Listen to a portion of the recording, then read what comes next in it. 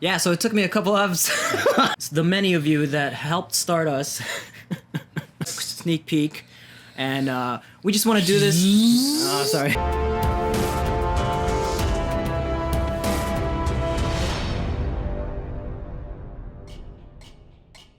What's up, Sunday fams? Welcome to another episode of Watching Sundays. The Orville is back. Wow. Not really. So we wanted to do an episode for the Orville, for our Orville fans, because we just wanted to say thank you to the many of you that helped start us.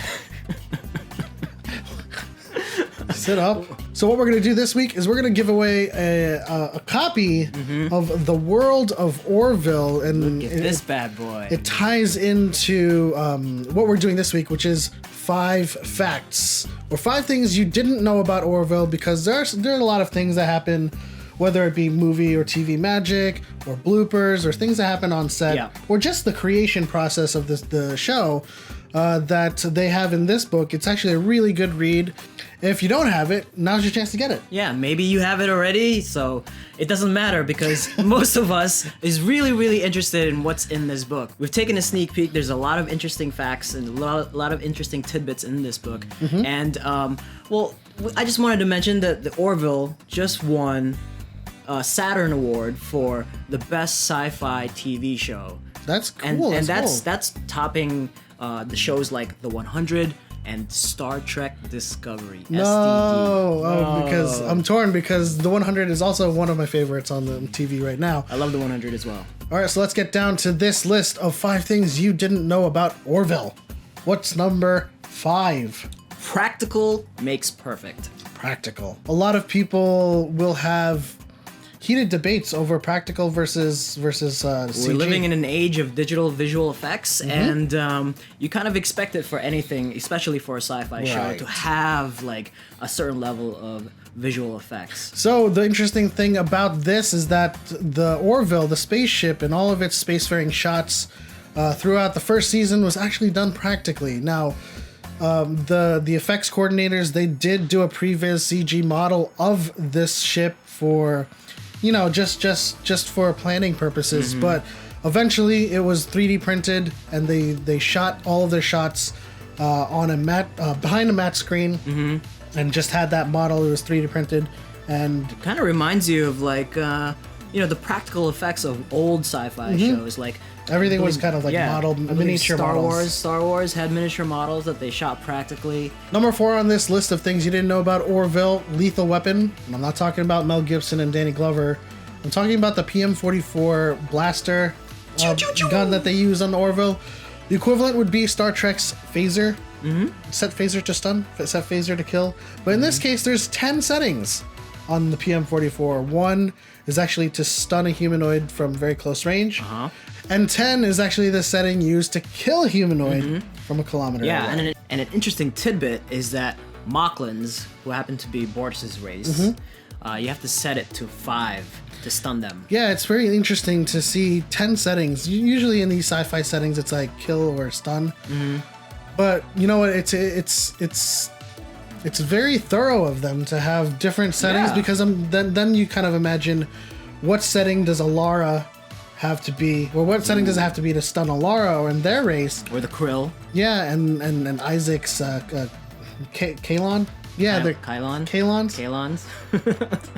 It's been a while, guys. Also, another interesting tidbit is that the PM-44 is a secondary unit to be attached to a bigger unit called the PM-488 Titan, which is a shotgun. Yeah, and we saw Alara use that in the Alien-esque inspired Firestorm episode.